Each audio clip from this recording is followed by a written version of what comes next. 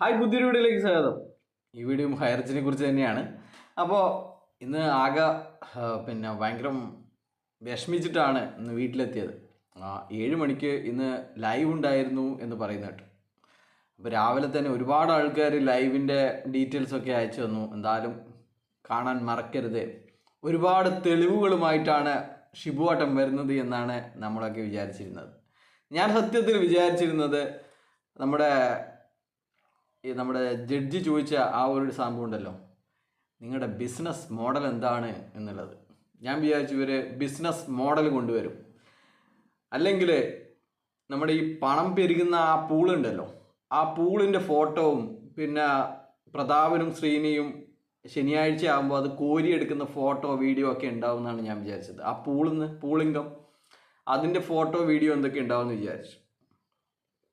അല്ലെങ്കിൽ ചുരുങ്ങിയ പക്ഷെ ഇവർ കാണിക്കേണ്ടിയിരുന്നത് ഹൈറിച്ചിന് മണി ചെയ്യാൻ അനുവദിച്ചുകൊണ്ടുള്ള കേന്ദ്ര ഗവൺമെൻറ് അനുമതി പത്രമായിരുന്നു. അങ്ങനെ എന്തെങ്കിലും ഒരു വെള്ളക്കള്ളാസ് കാണിച്ചാലെങ്കിൽ മതി, പൊട്ടന്മാർ വിശ്വസിച്ചോളും.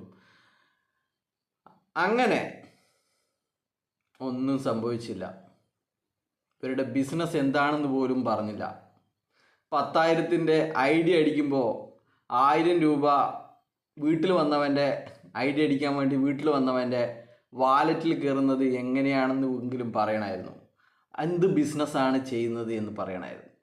പക്ഷേങ്കിൽ ആ ഒരു 30 മിനിറ്റ് ഉണ്ടായിരുന്ന ലൈവിൽ ഉണ്ടായിരുന്നത് പ്രാക്കായിരുന്നു. പ്രാക്ക് തറയാണോ തറ എന്ന് വെച്ച് കഴിഞ്ഞാൽ ഒരു സാധാരണ വിവരമില്ലാത്ത സ്ത്രീകൾ, ഏതെങ്കിലും തെരുവ് കിടക്കുന്ന സ്ത്രീകൾ പറയുന്ന പോലെ പ്രാകുകയാണ്. നിങ്ങൾക്ക് എന്ത് കിട്ടി, നിങ്ങൾ കഞ്ഞിയിൽ മണ്ണ് വാരിയിട്ടു, അങ്ങനെയൊക്കെ പറഞ്ഞ പ്രാക്കിലാണ്. ഇന്ത്യയിലെ നിയമമുണ്ട്, ആ നിയമം അനുസരിച്ചിട്ടാണ് ഇതിനെതിരെ പ്രവർത്തിച്ച അല്ലെങ്കിൽ പ്രതികരിച്ച ഓരോരാളും സംസാരിച്ചത്. അല്ലാതെ നീയൊക്കെ 800 രൂപയുടെ കോട്ടിടുന്നതുകൊണ്ടോ ഏതെങ്കിലും കാർ പോകുന്നത് കൊണ്ടോ ആൾക്കാരെ പറ്റിച്ച് കോടികളുടെ ബംഗ്ലാവ് കിട്ടിയത് കണ്ട് അസൂയപ്പെട്ടിട്ടോ അല്ല. നീയൊക്കെ ഇങ്ങനെ ഉണ്ടാക്കിയത് പാവങ്ങളെ പറ്റിച്ചാണ് എന്നുള്ള തിരിച്ചറിവിൻ്റെ ഭാഗമായിട്ടാണ് അവരൊക്കെ പ്രതികരിച്ചത്. കഴിഞ്ഞ ഒരു 2 വർഷം മുമ്പേ ഉണ്ടായിരുന്ന ഒരു കേസ് ഇങ്ങനെയായിരുന്നു. കൊച്ചിയിലുള്ള കുറേ ആൾക്കാർ പരസ്പരം അങ്ങോട്ടും ഇങ്ങോട്ടും കൂട്ടിക്കൊടുപ്പായിരുന്നു. ആ കൂട്ടിക്കൊടുപ്പിന് പരാതി ഉണ്ടാവുമായിരുന്നില്ല, എല്ലാവർക്കും അത് ഇഷ്ടമായിരുന്നെങ്കിൽ. പക്ഷെങ്കിൽ ചില ആൾക്കാർ പറഞ്ഞു എനിക്കത് ഇഷ്ടമല്ല എന്ന്. അങ്ങനെയാണ് ഈ ഒരു മണി ചെയിൻ സംവിധാനം എന്ന് പറഞ്ഞു കഴിഞ്ഞാൽ പരസ്പരമുള്ള കൂട്ടിക്കൊടുപ്പാണ്. പക്ഷെങ്കിൽ എല്ലാവരും അറിഞ്ഞിട്ടായിരുന്നില്ല ആ കൂട്ടിക്കൊടുപ്പ്. ഒരുപാട് പട്ടിണി പാവങ്ങളെ കഴുത്തിലും വീടും വെക്കാനുള്ള അല്ലെങ്കിൽ കഴുത്തിലുള്ള മാല പണയം വെച്ചിട്ട് ബാങ്കുകളിൽ നിന്ന് ലോൺ എടുപ്പിച്ചിട്ട് ഒക്കെയാണ് നിങ്ങൾ നന്നാക്കാൻ വേണ്ടിയിട്ട് ഇവരെ പെടുത്തിയത്. അപ്പോൾ അങ്ങനെയുള്ള പട്ടിണി പാവങ്ങൾ ഇനിയെങ്കിലും പെടാതിരിക്കണം എന്നുള്ള ആ ഒരു നിശ്ചയദാർഢ്യത്തിൻ്റെ പുറത്താണ് ആൾക്കാർ ഇതിന് കേസ് കൊടുത്തത്. അല്ലാതെ നിന്നെയൊക്കെ കണ്ടിട്ട് അസൂയപ്പെടാനോ ഒന്നുമല്ല.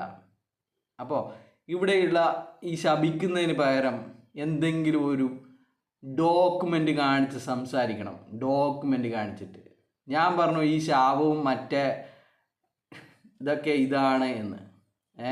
അതൊക്കെ നമ്മളെ ബാധിക്കുന്ന പ്രശ്നമല്ല.